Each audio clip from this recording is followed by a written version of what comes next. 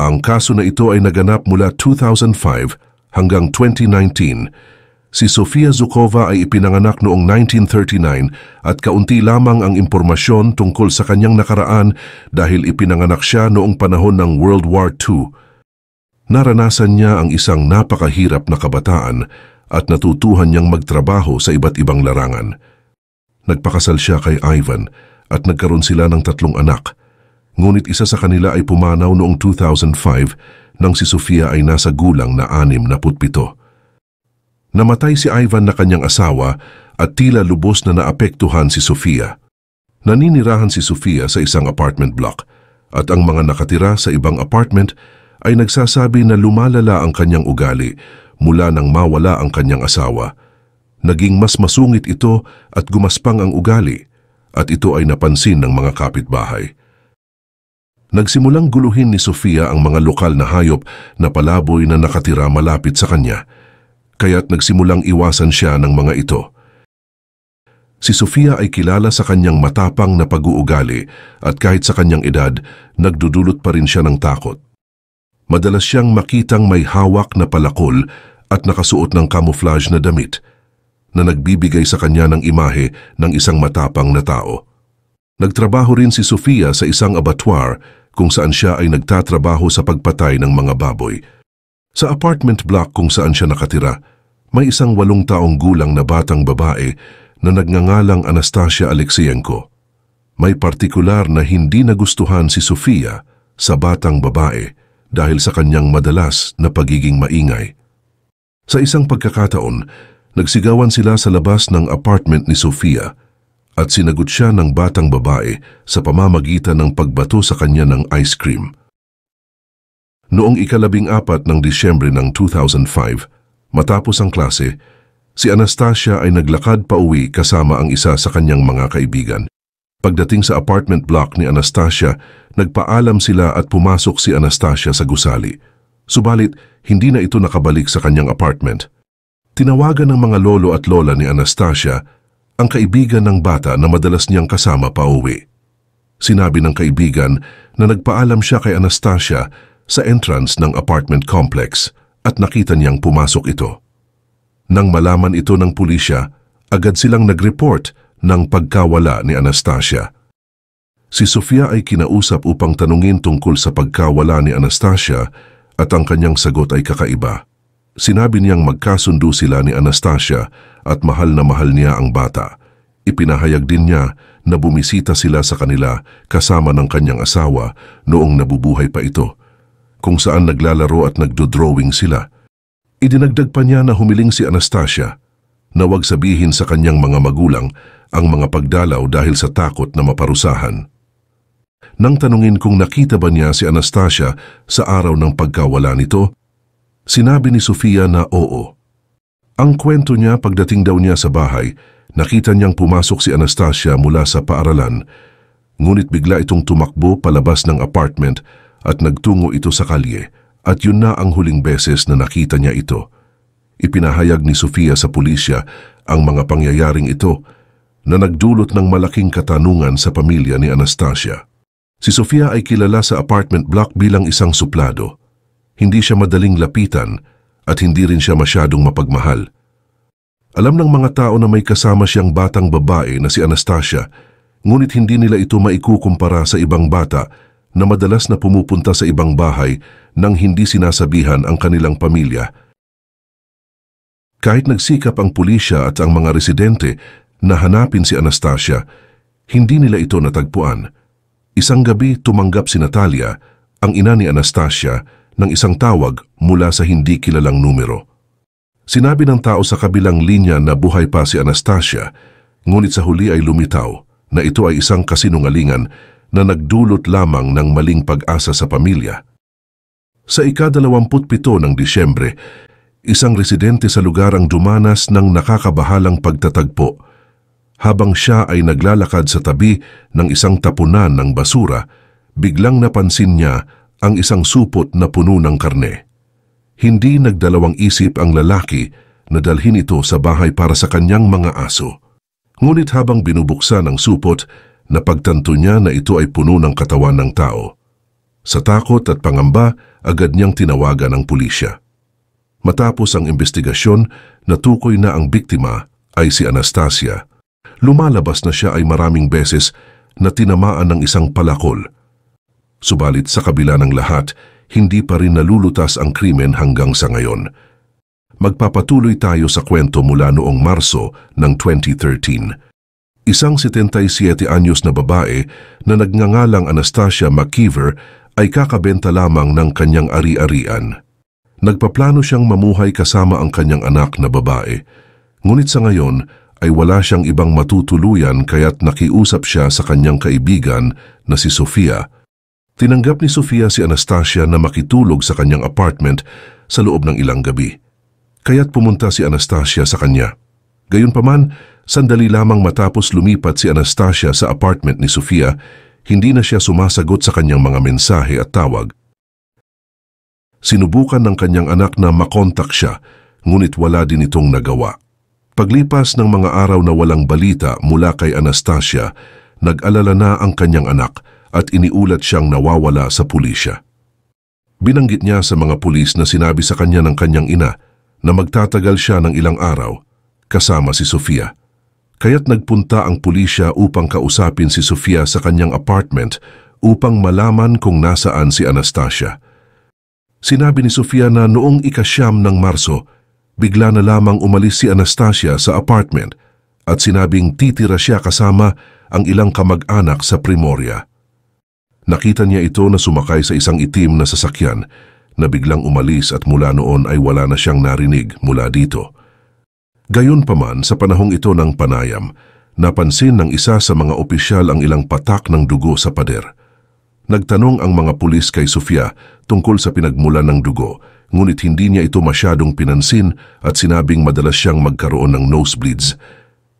Sinabi niya na sa isang pagkakataon, nagkaroon sila ng maikling argumento ni Anastasia at habang si Anastasia ay may galit sa kanya, may dugo sa kanyang mga kamay na hindi niya sinasadyang naitapon sa pader. Bagamat hindi lubos na pinaniwalaan ng pulisya, wala silang sapat na ebidensya upang magpatuloy. Iniulat din nila ang insidenteng ito sa anak ni Anastasia, ngunit nagtaka ito dahil wala silang kamag-anak o kaibigan sa Primoria. Naging suspect si Sofia sa biglang pagkawala ni Anastasia, ngunit hindi siya naaresto. Sa halip, tila nilisan na ni Sofia ang insidente at nagsimulang magluto ng mga empanada na ibinebenta sa kanilang apartment block. Ito ay nagdulot ng pagtataka sa mga residente na nagtatanong kung bakit ang isang taong kilala sa pagiging suplada at misteryoso ay biglang nag-aalok ng kanyang mga lutuin. Bigla na lamang nag-aalok si Sofia ng mga lutong bahay sa mga residente. Napansin din ng mga residente na si Sofia ay nagsusuot ng mga damit na nakikita nilang isinusuot ni Anastasia. Nakita rin nila si Sofia na nagdadala ng kanyang sariling mga kasangkapan papunta sa basurahan at mapapansin ang mga mantsa ng dugo sa mga ito. Noong Enero ng 2019, isang 57 anyos na lalaki na nagngangalang Vasily Schleich ay pinaalis sa kanyang bahay at kailangan niyang maghanap ng matitirahan. Nakiusap siya kay Sofia na sa puntong ito ay nasa 81 taong gulang na. Tinanong niya ito kung maaari niya bang upahan ang isa sa kanyang mga kwarto. Tinanggap ni Sofia ang kanyang pakiusap. Maaring sabihin na sa anumang paraan, tila si Sofia ay nag-advertise ng isa sa kanyang mga kwarto at si Vasily ay nakipag-ugnayan sa kanya sa panahon ng Enero. Ang mga taong naninirahan sa apartment sa ilalim ni Sofia ay tumawag sa pulisya. Sinabi nila na kanilang narinig ang mga kakaibang ingay mula sa kanyang apartment sa gitna ng gabi at sila ay nababahala. Nakarinig sila ng mga tunog ng kalabog na sinundan ng mga pag-ungol ng isang lalaki at ilang oras ang makalipas, narinig nila si Sofia na nag-aayos ng sahig. Matapos ito, hindi na nagpakita si Vasily sa kanyang trabaho. Sinubukan ng kanyang mga kasamahan na makontak siya, ngunit wala siyang naging tugon. Nag-aalala ang mga ito sa kanyang kaligtasan. Tumawag ang kanyang kaibigan sa trabaho, sa pulis at iniulat siyang nawawala. Nang marinig ng mga pulis ang pagkawala ni Vasily na may kaakibat na reklamo ng kapitbahay, Nagpasya silang kumilos. Habang sila ay nag-aayos, natanggap nila ang isa pang tawag. May mga bata na naglalaro sa kalye nang bigla nilang masumpungan ang mismong hiwa-hiwalay na parte ng katawan ng tao. Ang katawan ay kinilala bilang si Vasily. Nagtungo ang pulisya kung saan naninirahan si Sofia. Dinala si Sofia at sinuri ang kanyang apartment. Kinailangan si Sofia at tinanong sa kanya ang lahat ng mga akusasyon, ngunit tinanggihan niya ito at sinabi na wala siyang kinalaman sa pagpatay kay Vasily. Gayunpaman sa apartment ay nakita ng mga pulis ang isang palakol na may dugo ng tao at natagpuan ang mga piraso ng karne sa kanyang refrigerator. Kinilala ang dugo at laman ng tao bilang kay Vasily. Naniniwala ang pulisya na malamang na kinain ni Sofia ang ilang bahagi ng kanyang katawan. Inakusahan si Sofia ng pagpatay at siya ay nanatili sa bilangguan. Makaraan ng ilang araw, nagbago ang kwento niya. Sinabi niya sa mga autoridad na si Vasily ay nanirahan sa kanya at isang gabi ay nagdala ito ng ibang lalaki sa apartment. Sinabi niya na si Vasily at ang ibang lalaki ay pilit siyang ginahasa at sinabi pa niya na ang ibang lalaki ay tumakas mula sa eksena, ngunit tumanggi si Vasily na umalis. Kaya nagkaroon siya ng pagkakataon na makuha ang kanyang palakol at hinampas ito ng paulit-ulit sa ulo. Pagkatapos ay hinati niya ang katawan sa maliliit na piraso at itinapon ang mga ito malapit sa basurahan. Samantala, habang ang pulisya ay nagtitipon ng ebidensya, inilagay si Sofia sa isang pre-trial detention center at doon ay nakipag-usap siya sa ibang mga bilanggo at nagbigay ng isang nakakadiring pag-amin sa kanila. Pinaliwanag niya na siya ay naaresto para sa pagpatay at dinescribe niya ang pagpatay kay Vasily sa kanila. Ngunit sinabi rin niya na siya rin ang responsable sa dalawang iba pang mga pagpatay, kabilang na ang pagpatay sa kanyang kaibigan na si Anastasia Makeeva at ang pagpatay sa 8 taong gulang na si Anastasia.